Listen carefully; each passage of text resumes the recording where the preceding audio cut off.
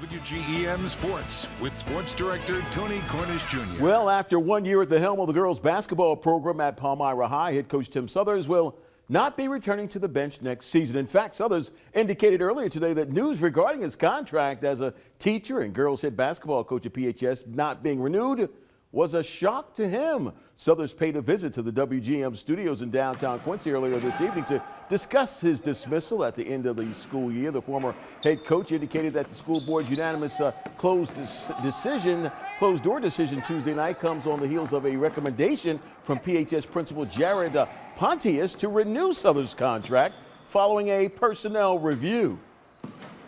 Definitely a surprise. Was expecting to come back and have another good year. We had a great season on the court and off the court as well. We were building something really special.